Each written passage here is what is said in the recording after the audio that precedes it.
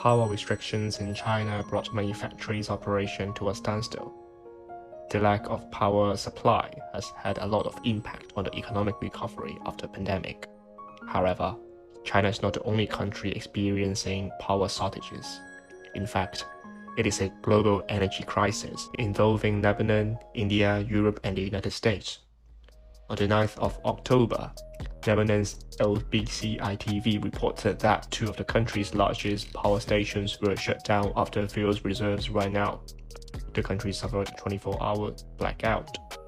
On Tuesday, India's Central Electricity Authority released a report saying that the country's 135 coal-fired power plants, 63 have coal that last less than 2 days and another 17 have run out completely.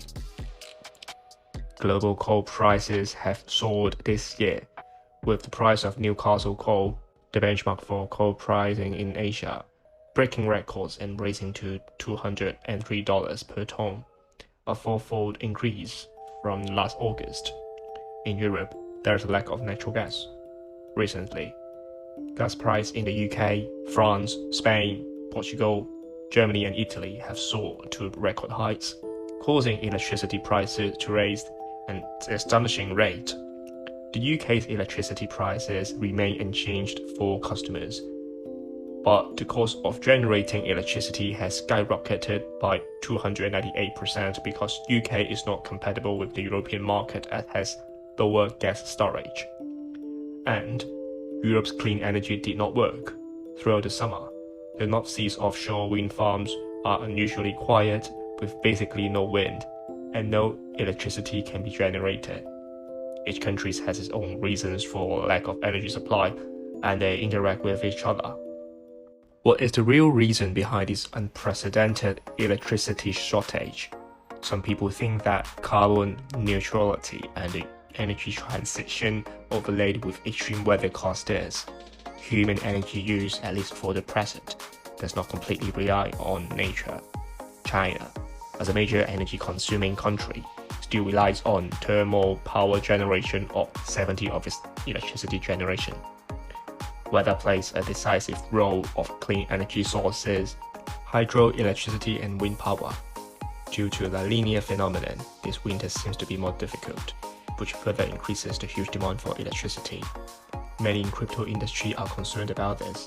As we know, Bitcoin system is dependent on miners mining to generate consensus so as to maintain the security and stability of the system. Just earlier this year, Iran suddenly shut down Chinese Bitcoin mines for this national electricity shortage, although they have licenses. On the 3rd of October, Kazakhstan is facing a power shortage, and cryptocurrency mining is the main reason for this phenomenon.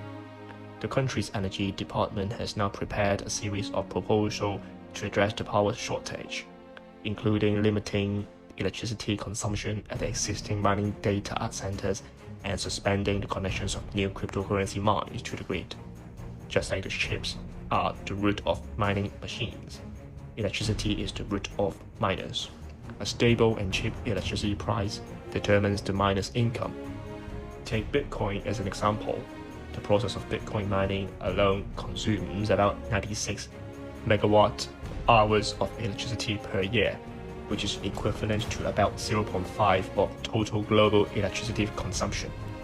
It is more than electricity used by Finland, a country of 5.5 billion people, more than the total electricity used by the Philippines, a country of about 110 million people, and more than 7 times of the electricity used by Google's global consumptions. And it has been an alarming increase in electricity consumption, which has increased about tenfold in the past 5 years. It is also roughly equivalent to the annual electricity use of Washington, the US, and more than a third of the annual electricity use of residential configuration in the US. Right now, each Bitcoin mined requires about 13 years of electricity used for an average household. It is evident that Bitcoin mining is a crazy use of energy, which is already a global concern for countries. So, is there any solution? Obviously, solving this problem is not easy, but it is not completely out of the question. Use green energy. In the past, the BTC network consumed main thermal power provided by coal and natural gas power plants in Mongolia, converting heat energy into electricity by burning coal or other fossil energy sources. However, burning coal emits carbon dioxide and thus causes environmental problems. It is not conducive to use sustainable development of the blockchain industry in the long run, and certainly drags down the carbon neutrality. The most direct way to use green energy instead of traditional electricity with high emissions such as coal and thermal power. In the EU, for example, about half of the crypto electricity supply is clean energy, which has been able to significantly reduce emissions. Of course, it is difficult to implement due to the fragmentation of nodes, which requires organizing them in an orderly manner. In a crypto talk this year, Jack discussed about how crypto is driving the movement towards greater energy efficiency, not just renewable energy. He also mentioned innovative companies such as Great American Mining, which focuses on natural gas mining. GAM allows natural gas producers to use their excessive natural gas to mine bitcoins that would otherwise just be emitted into the atmosphere.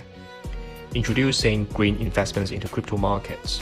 Green capital will help drive cryptocurrencies to operate in a low carbon or zero carbon manner. The investors or creditor has specific requirements for carbon emissions at each steps of the process and needs to limit carbon emissions in minting, issuance, and bidding. In addition to it, the project needs to do its disclosure obligations, provide a traceable carbon footprint, and release carbon emissions data on a regular basis. Internationally, many institutional organizations have been actively promoting the application of blockchain technology in sustainable finance. Green Digital Finance Alliance predicting that 10% of global GDP will be stored in blockchain by 2025. Incentive to find cheapest energy source. For example, before China issued mining restrictions, half of the world Bitcoin mining occurred in Sichuan, China, where excess hydroelectric power can make 95% of mining energy consumption renewable. The president of El Salvador has said that in order to sustain Bitcoin as legal tender, it might be necessary to conduct Bitcoin mining in a way that does not pollute the environment in order to form a sustainable production model. Renewable energy may be a good solution to this problem. On the 9th of June, he tweeted a geothermal pickup next to a volcano would help power Bitcoin mining operation in El Salvador. The tweet was accompanied by a video of water vapor coming out of the wall. Conclusion: to tackle this crisis, it is a must for blockchain and crypto industry to change. It also provides a great opportunity, creating new industry opportunities and allowing the crypto industry to increase its influence by proving its value. Cryptocurrency and energy markets are integrating. We believe that today's energy assets owners may contribute more opportunities and ideas in the future, providing sustainable infrastructure investment funds, deploying large-scale investments into emerging synergies between Bitcoin mining and clean energy production, accelerating the pace of the arrival of a green energy cryptocurrency world.